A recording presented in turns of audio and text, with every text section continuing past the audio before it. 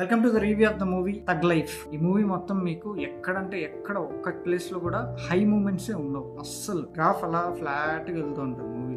ఏదో అంటే వాళ్ళు ఏమనుకొని ఏం తీసారో మరి వాళ్ళకే తెలియాలి. ఈ మూవీ మీ పేషెన్స్ ని చాలా టెస్ట్ చేస్తుంది. చాలా అంటే చాలా ఓపిక కావాలి ఈ మూవీ చూడాలంటే. ట్రైలర్ చూస్తుంటే మీకు స్టోరీ పక్కాగా అర్థమైపోతుంది. నేను కూడా ట్రైలర్ చూశాను, స్టోరీ ఇలానే ఉంటుందని అర్థమైంది. కానీ మణిరత్నం గారి మేకింగ్ కదా, ఆయన మేకింగ్ కొద్దిగా కొత్తగా ఉంటుందేమో అని చెప్పి వచ్చాను, కానీ ఫుల్లీ డిసప్పాయింటెడ్. అసలు సెకండ్ హాఫ్ తో పోలిస్తే ఫస్ట్ హాఫ్ కొద్దిగా బెటర్ అనిపించింది. పర్ఫార్మెన్సెస్ విషయానికి వస్తే కమల్ హాసన్ గారు వెరీ గుడ్ జాబ్. అంటే ఆయన రోల్ ఆయన తెలుసు కదా, జీవించేస్తారు. సింబు గారు కూడా చాలా బాగా చేశారు.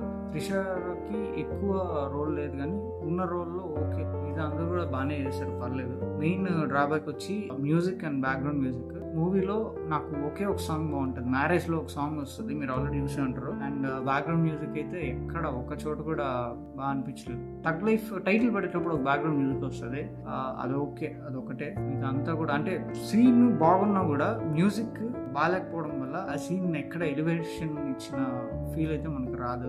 ఈ మూవీ గురించి పాజిటివ్స్ ఏం లేవంటే, ఫస్ట్ హాఫ్ లో సాంగ్ ఒకటి, climax action sequence. First half లో ఒక 2 సీన్లు, సెకండ్ హాఫ్ లో ఒక సీన్, అంతే. నాకు మూవీ చూసాక 2 విషయాలు అర్థం కాలేదు. ఫస్ట్ ఆఫ్ ఆల్ టైటిల్, ఆ టైటిల్ కి తగ్గ జస్టిఫికేషన్ ఎక్కడ ఉంది, అసలు తగ్ లైఫ్ అని టైటిల్ ఎందుకు పెట్టాలో నాకు అర్థం కాలేదు. సెకండ్ థింగ్, వీళ్ళు ఒక దందా చేస్తున్నాం, దందా ప్రతి చోట దందా బిజినెస్ చేస్తున్నాం అనేది, అసలు ఏంటి ఆ దందా, ఏంటి ఆ బిజినెస్ అనేది ఎక్కడ రివీల్ చేయరు కూడా. ఓవరాల్ గా మూవీ గురించి ఒక సెంటెన్స్ లో చెప్పాలంటే, టూ కారం అండ్ స్పైసెస్ లేకుండా ఒక చికెన్ బిర్యానీ తింటే ఎలా ఉంటుందో అలా ఉంది మూవీ. ఈ మూవీ గురించి ఇంకా చెప్పడానికి ఏం లేదు. దాని మరెన్నో మంచి కంటెంట్ కోసం మన పేజ్ ని ఫాలో అయిపోండి.